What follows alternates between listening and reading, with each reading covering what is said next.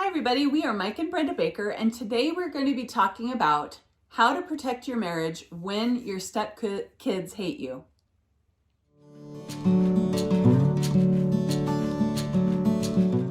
So, how to protect your marriage when your stepkids hate you. Okay, we've talked about this before, we're going to talk about it again because it applies.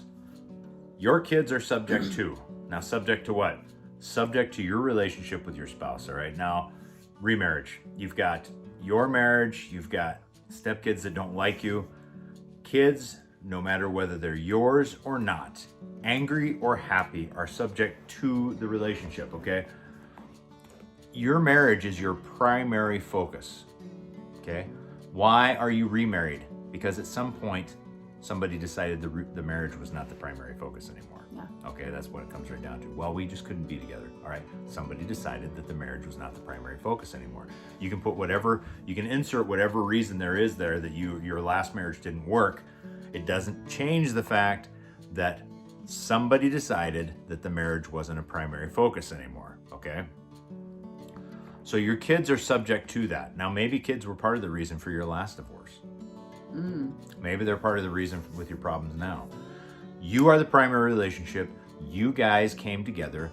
There would be a relationship without the kids, and there will be a relationship without the kids when they're all gone. Okay?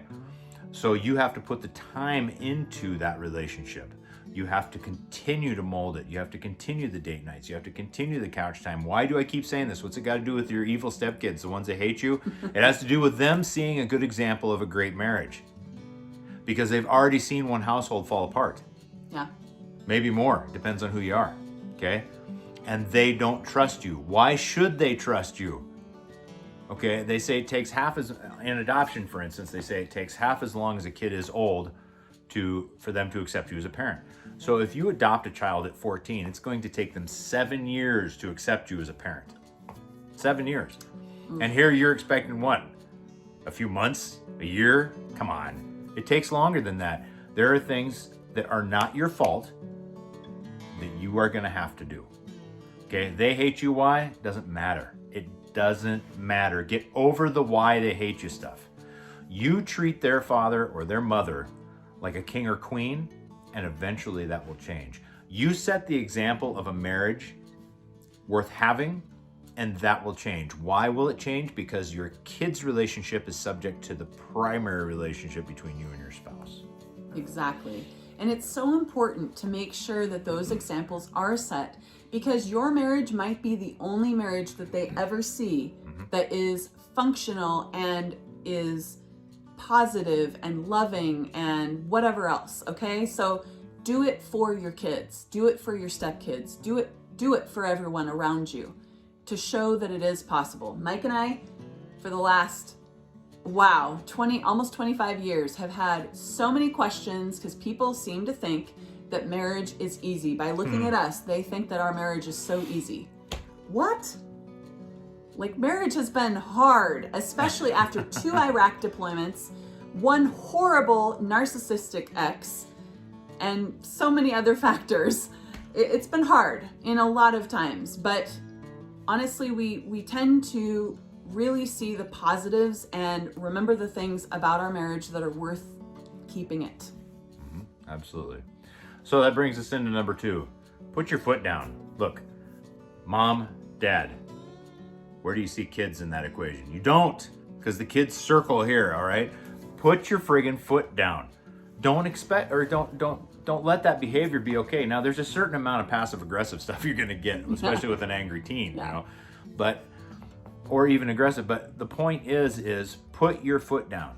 If it's your stepkid and you're not their legit parent, and they make rude comments, you put your foot down. That is not okay here. And if it's your child, if your child is the angry stepchild, put your foot down and you let them know that in this house, I am the dad or I am the mom, and this is my spouse, and you will not talk to them or about them that way. They've done nothing to merit that, and I won't put up with it.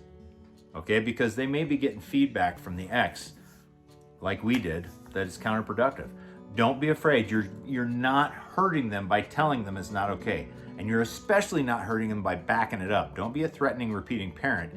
Don't do that, don't do that, don't do that, don't do that, don't do that. And wonder why they do it because you never do anything about it. Exactly. Okay? They know that there are at least 100 don't do it's out before you're actually going to get off your butt and do anything about it, all right? So you're actually training them to mouth off. So don't be afraid, put your foot down, mean what you say, and do it in a loving manner. Look, son, look, daughter, I'm doing this because I love you. If I didn't care, I'd just let you mouth. But I do care. And I want you to be the best person you can be. And I'm not saying that you have to accept this person 100% as your mother or your father, but you will respect them as the mother or father of this house.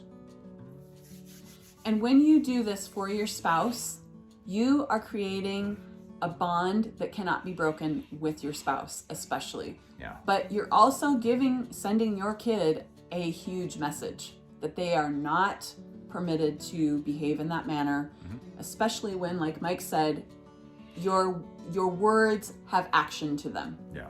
You have to have action when it comes to kids.